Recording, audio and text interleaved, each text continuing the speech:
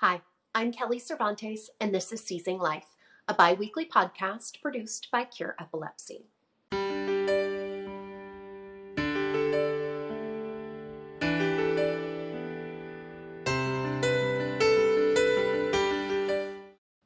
Today on Seizing Life, we begin a special series examining the drug development process, from its initial stages through FDA approval.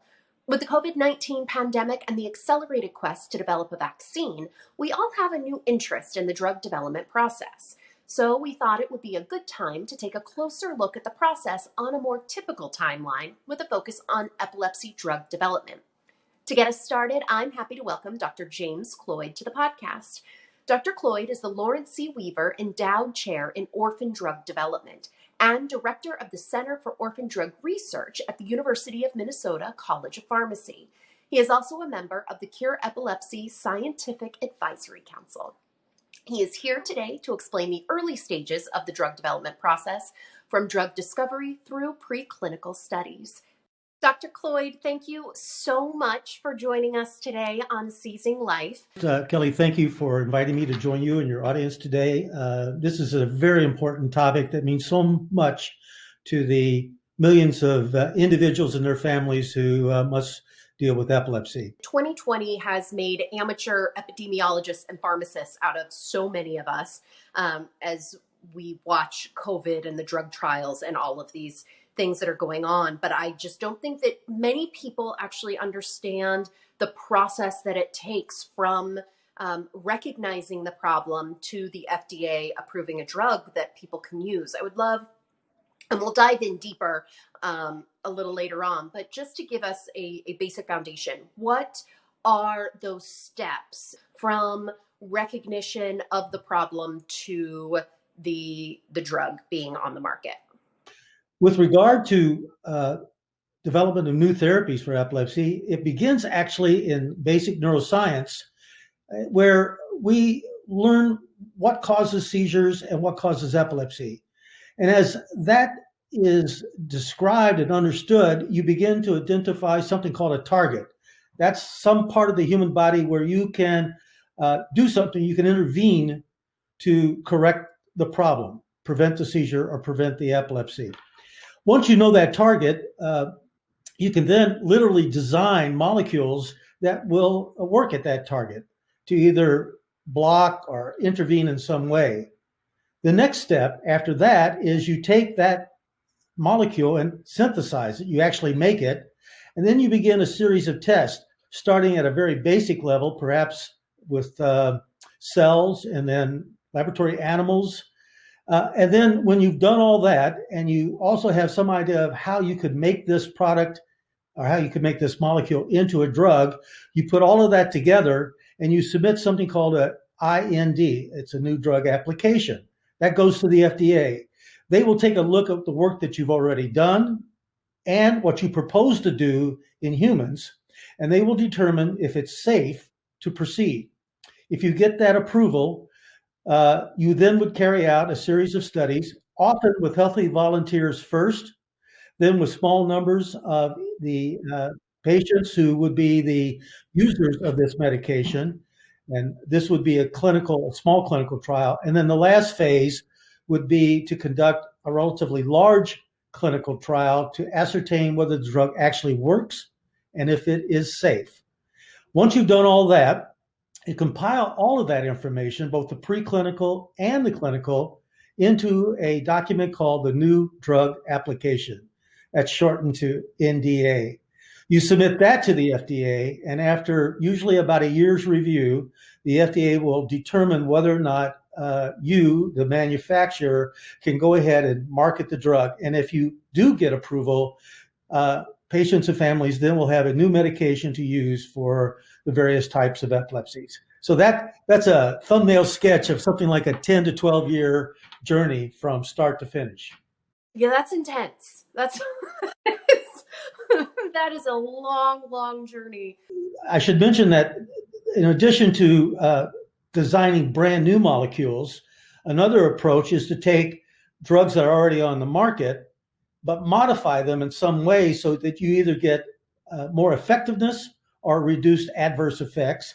And then there's actually a third way, and that's where we find, by literally serendipity, that something that's available, perhaps as a natural product or a plant product, can be beneficial. And the best example of that is the component of medical marijuana known as CBD.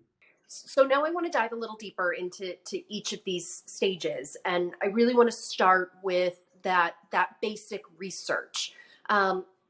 What does that entail? Who is doing that research and who's funding it? Because you can't get to any of the other steps if you don't have that basic research as a fundamental starting block. You're absolutely right. It is the crucial step.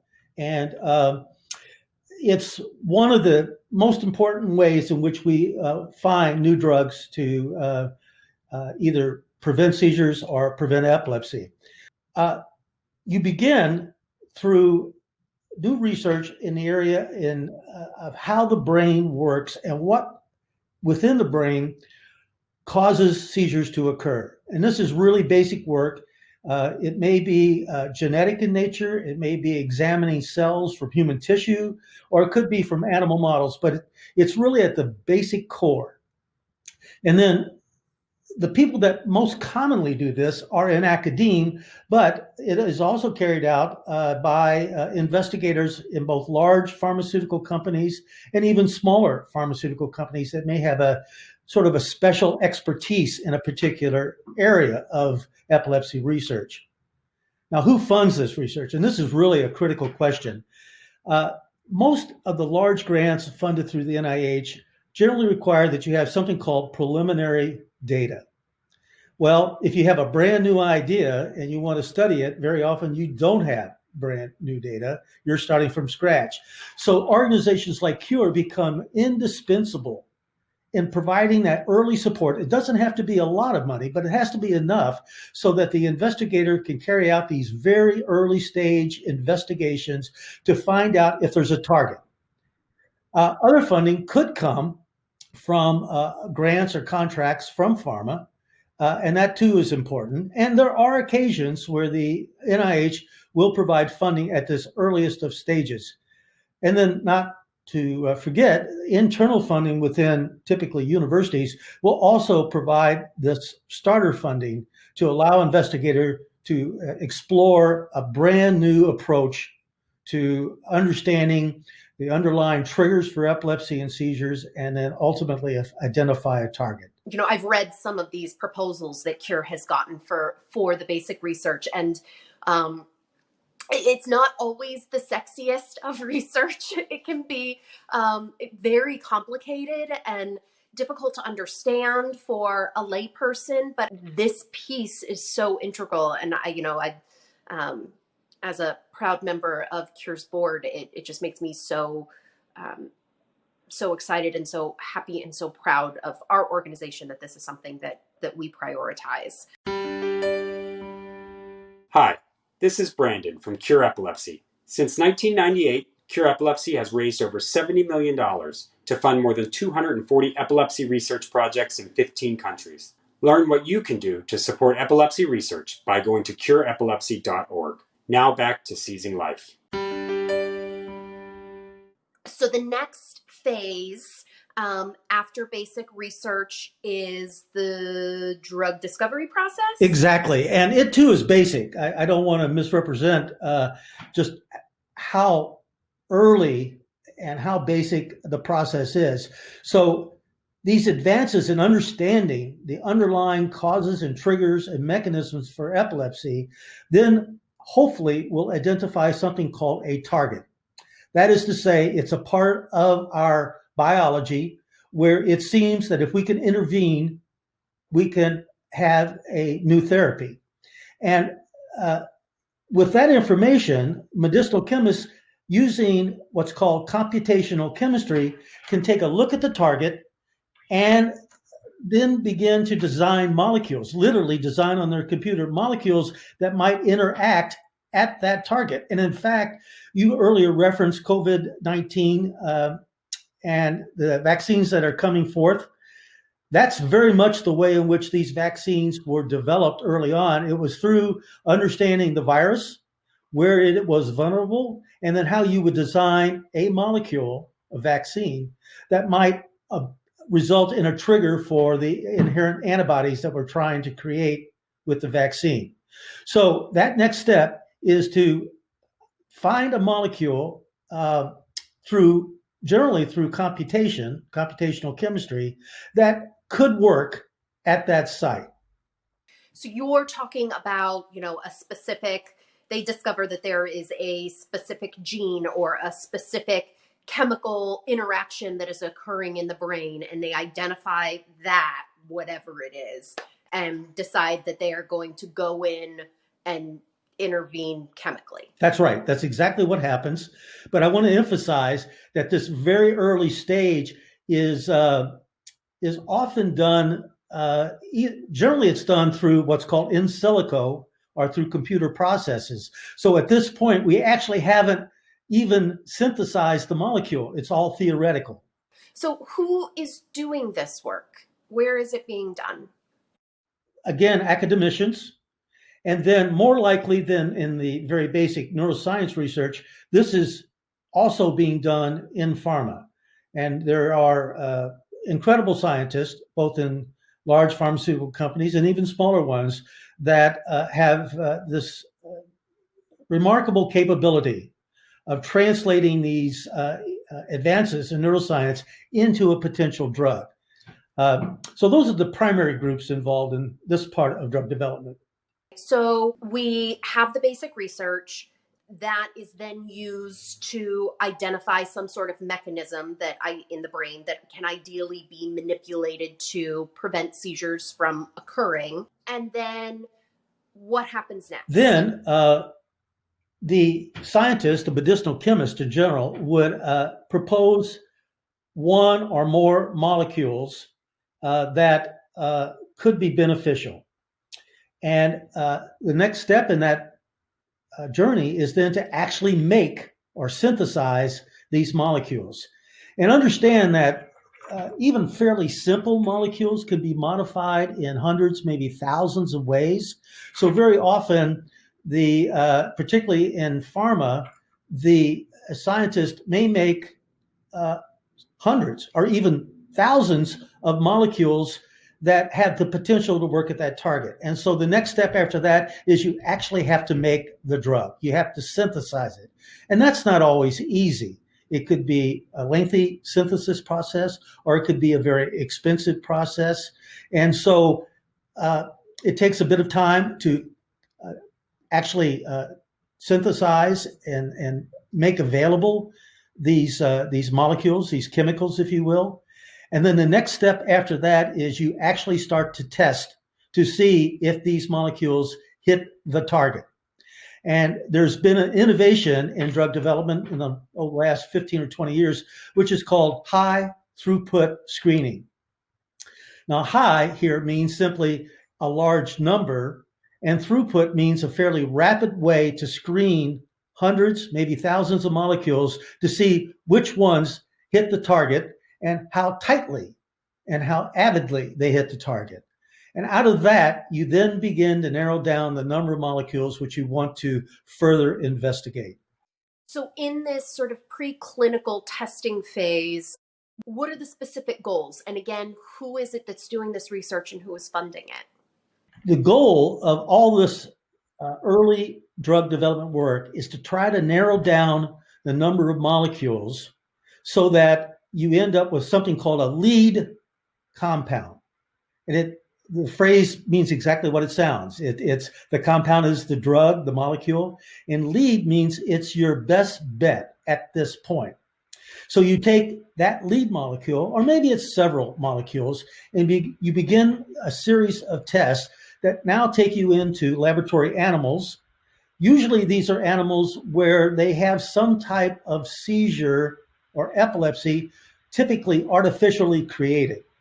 Now, how do you do that? Well, you can do some manipulation of the brain, either chemically or electrically. You can actually breed animals genetically so that they have a propensity for seizures. But in whatever point you try, whatever model you're using, when I say model, a laboratory model, You then begin to administer these drugs to see, one, if they appear to work, and two, if they are reasonably safe. And as you move along, you may have to circle back to get rid of your lead compound and find an alternative, because either the drug wasn't as effective as you had hoped, or it's creating adverse effects or toxicities that are unacceptable. So that's the next phase, is this testing in animal models to see if the compound is showing evidence of benefit. And that's really what your goal is as you proceed through this preclinical part of drug development, is to isolate and get a compound that has three actually characteristics. It appears to work, it appears to be safe, and lastly, you can actually make it into a drug product that humans can take. Again, there are academicians at major universities that carry out this work, but more and more as we move along, you're going to see that pharmaceutical manufacturers take a greater and greater role in this aspect of drug development. Now, is that because of cost or profitability or both? Well, cost is high for preclinical drug development, number one. Number two, a lot of this work isn't necessarily innovative. It's using techniques and research that have been well described, and that may not be the kind of work that the NIH typically funds, although there are exceptions where there is great unmet need. And in those cases, the NIH will step in and try to provide funding to carry out the necessary work. Now, the last part of that is that these latter steps that we've described are highly regulated. They have to be done with great quality and great precision by FDA rules. And lots of university researchers don't have the resources to carry out the research at that depth and degree of quality. Now, I want to be clear, the work done at universities is of very high quality, but it may not be possible for an academic researcher to look at the safety in 1,000 laboratory animals. Whereas with pharmaceutical manufacturers, that is a possibility. So those are some of the reasons why you begin to see this shift from academic institutions to pharmaceutical manufacturers. Now, there's one other element to this before that document, the IND, is submitted to the FDA, and that is you need to get some idea of the kinds of doses you're going to use initially in humans, and you're going to need to show that you can make a product, a capsule, a tablet, a solution that has the qualities and the requirements needed for use in humans, and that you can actually make it, that you have some evidence that you can actually make the drug product that's needed. All right. So we have gone through our testing phase. We've tested it on animals, and now it's time to submit that IND document that you had mentioned to the FDA. That IND has basically three elements. One, it compiles all the information you have that you've obtained during the preclinical phase. That includes the likelihood that it'll work, that it's safe. And by safe, I mean not only does it not have any typical adverse effects, these drugs are also tested to make sure they don't cause things like cancer or alterations in fetuses of laboratory animals. You put that together, you put the information you have about the manufacturing of the possible product, and then the next phase is you propose in this IND what you are planning to do in the early phases of clinical studies. And then the last part of the IND is to provide information on the investigators that are going to conduct these clinical trials in humans, including patients. You put all of that together, and by the way, these are documents that can run thousands of pages, and you submit that to the FDA for their review. That review often takes months or longer. But once the FDA agrees that it's safe, and I want to emphasize safe, to proceed into human trials, the investigators, or in the case of sponsors, pharmaceutical manufacturers, can proceed. So, 20 years ago, there was just a handful of medications and therapies available to treat epilepsy. And then, within the last 5, 10, 15 years, all of a sudden, we have seen this surge. I use that word lightly because, as we know, we still have, 1/3 of epilepsy patients who are drug resistant, but that there are more options available that, to choose from. What caused this surge? What is, and can we hope for it to continue? Well, let me answer your last question first. I think undoubtedly it will continue. And there are 3 reasons why you're seeing this renaissance. First, the investment made generally by the NIH, but other and also non-for-profit organizations such as Cure, in understanding the basic processes of epilepsy and seizures, because it's there that you begin to see where there could be new targets. And one of the very promising areas is understanding the role of genetics in the cause of epilepsy, particularly epilepsy syndromes.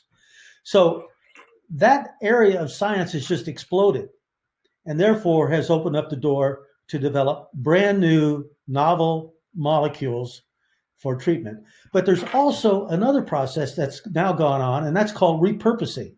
Repurposing simply means that you have a medication that's available, and by one mechanism or another, you conclude that it may be beneficial in epilepsy. And one of the ways in which you determine that is knowing some of these new causes. Basically, what it takes is taking these available medications, knowing how they work, and then linking that to these advances in basic neuroscience to see if a drug already available might attack a target, might work at a target that was not the original purpose for the medication. And then lastly, and CBD is a really great example, is that families have become increasingly involved in looking at ways to treat family members who have severe seizures. And they're taking a look at what might be out there, what might be available. And it was, in fact, family members, parents, who were looking at some evidence that medical marijuana might be beneficial that triggered the research into the development of a prescription product for some epilepsy syndrome. So that's the reason why you're seeing this explosion, if you will, in new therapies. And I think that the underlying reason for that is going to continue so long as we continue to invest in basic neuroscience research. Now, it is no secret that epilepsy research in and of itself is underfunded significantly compared to the number of people that it affects. Are there other programs that exist, outside of Cure, outside of the NIH, outside of universities to really help push this along? Yes, there is. And several decades ago, the NIH's Neurology Institute decided that in order to accelerate the development of new therapies for epilepsy, they would create a screening program and fund it through grants. The screening program was located at the University of Utah and has been in existence since then. The program offers anybody who has a compound that might be beneficial in epilepsy the opportunity to provide that compound to the screening program at the University of Utah. And the scientists there would then undertake a series of tests to see if the drug works in their various animal models. They do this at no cost. They keep the information that could be proprietary confidential so that the individual or organization submitting the compound will maintain the potential benefit from knowing how the drug works or doesn't. That program has screened, as I understand it, thousands of compounds. And today, thanks to that program, we have a number of drugs approved for epilepsy that were shown to be effective through their screening program.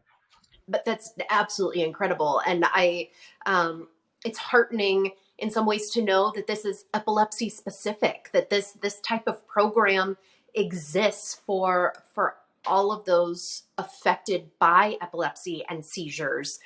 I am just so grateful for all of the information that you shared with us today. I feel like I personally got a crash course in how all of this works, and I'm just very grateful for your time and sharing your years of expertise and knowledge with myself and all of our listeners today. So thank you so, so much. Again, my pleasure. This was an enjoyable session, and I just want to compliment Cure on their focus in supporting both basic and applied research in epilepsy, particularly the development of new therapies. So thank you. Thank you. Thank you, Dr. Cloyd, for sharing your knowledge and expertise to provide us with an understanding of the early stages of the drug development process. Cure Epilepsy was founded with the understanding that basic science is the foundation on which all new therapies and drugs for epilepsy will be built. For over 20 years, we have supported scientific investigators and their ideas through our research grant program. During that time, scientists have accumulated a wealth of new knowledge regarding seizures and produced new drug options for epilepsy. But we won't stop until we've reached our goal, a world without epilepsy. To help us reach that goal, please visit cureepilepsy.org/donate. Your support and generosity are greatly appreciated. Thank you.